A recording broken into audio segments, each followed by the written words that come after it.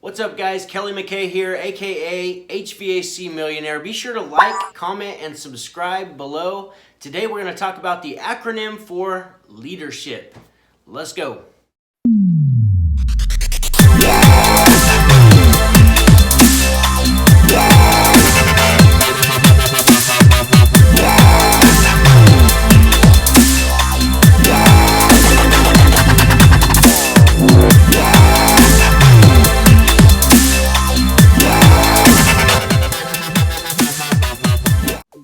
I was talking to somebody here recently and they were saying, they were thinking about looking for another job because there was no positions available, like no leadership positions. Maybe they were looking at an org chart where there just wasn't a position available for a manager. And the first thing that I said was, you don't need a title to be a leader. Not everybody, it's not for everybody. It's something that takes continued development to become. But I've formed an acronym for leadership and I want to share it with you. So here we go. So the L in leadership is going to stand for listen. Good listening allows us to demonstrate that we're paying attention to the thoughts and the feelings and the behaviors of the other person. And it's crucial to maintaining productive relationships. You're never going to be a good communicator without first having the skill of listening.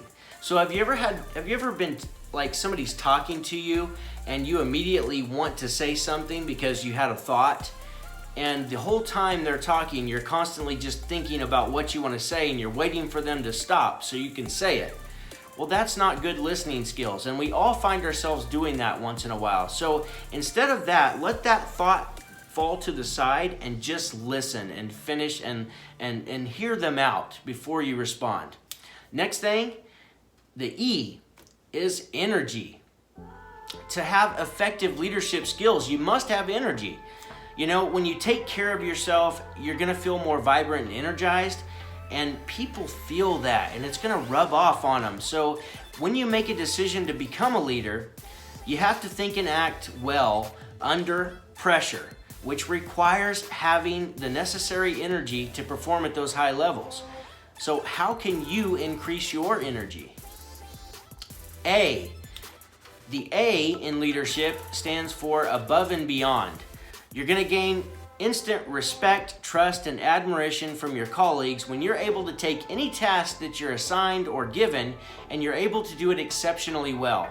Leaders take pride in a job well done, whether it's closing a sale with a new important client or cleaning the restroom. It doesn't matter what task is assigned or what job that they decide to tackle, they're going to do it with excellence. So always go above and beyond, and you're going to be stepping into a leadership position. The D stands for direction.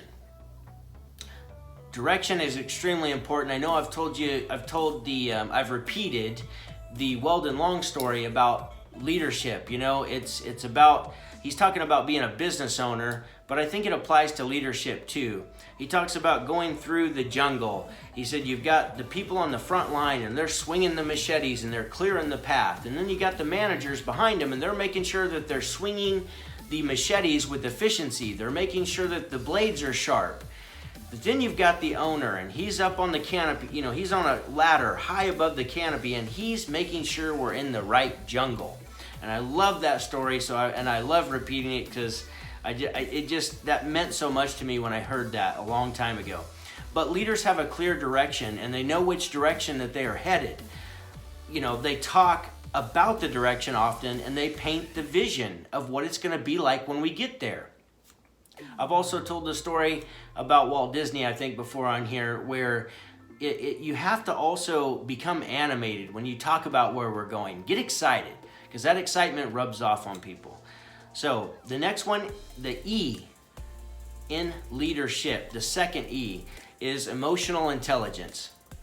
It's the ability to understand, use, and manage your own emotions in positive ways, to relieve stress, to communicate effectively, and to empathize with others. It also helps you overcome challenges and diffuse conflict. So great leaders don't fly off the handle just because something didn't go the way that they wanted, because it's life and shit happens.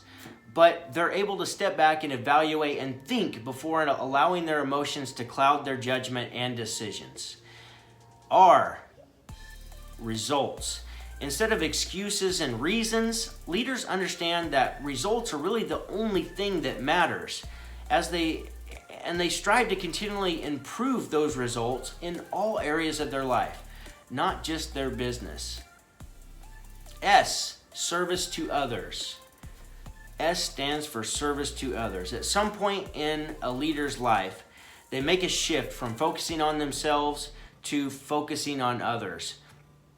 It's what makes leadership so rewarding. Helping others succeed is I believe, something that leaders become addicted to, because the side effect, which is awesome, which is just having an inner fulfillment. Being able to help somebody else, there's nothing more fulfilling than that. H stands for higher learning. Leaders are readers. I know you've heard that before, but I recently read that the average successful CEO reads 52 books a year, compared to the average person who reads 2. You know, leadership is a skill that's developed from never-ending learning about yourself and others, management, and leadership. There's a million different books on leadership to learn how to become more effective at it, and it's all going to require you growing as an individual and person. Okay, the I, leadership, or S-H-I. The I stands for inner strength. Having the mental skills and physical capabilities to confront difficulties of all kinds takes a deep inner strength. And it can be related to being resilient or having tenacity. You gotta have it. You can't crumble under pressure. You've got to be able to pick yourself back up when you get knocked down. P stands for, you guessed it, positive mental attitude. So by developing a positive mental attitude, leaders look for the positive out of any difficulty. This learned optimism, because this is not natural. We have to learn how to become use the power of a positive mental attitude and think positively. We eventually will learn how to, we'll have this learned optimism. And it just helps us find and execute ways to win, regardless of the circumstances. So there you have it, guys. That is what leadership stands for.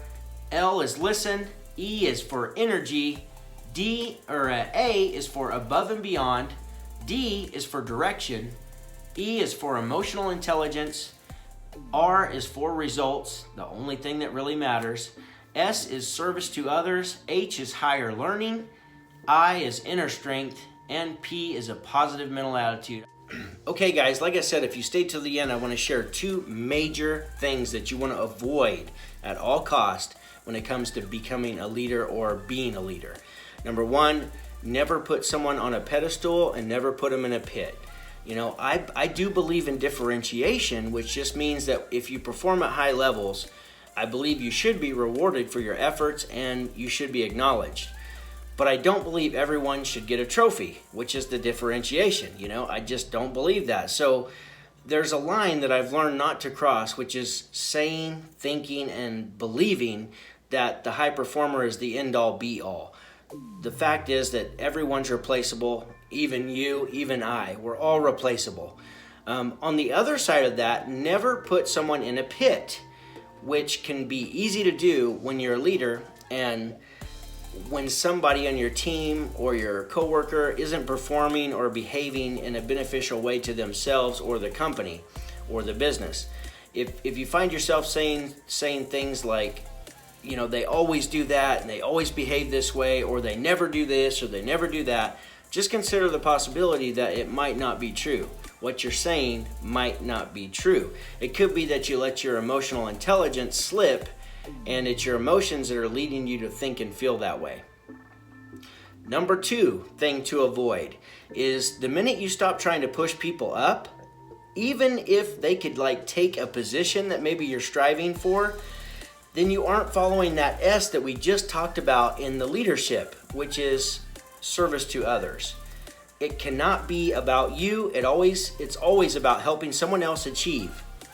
And when you shift to that way of thinking and behaving, you automatically become the best leader that you can be. So never be fearful or jealous that someone might achieve more than you or they are achieving more than you. Instead, become their ally and learn as much as you can from them and help them anytime they need help. And before you know it, you'll both be winning together. I hope this served you guys. Please like, subscribe, share this video, and until the next time, go make money. Love you guys. Boom.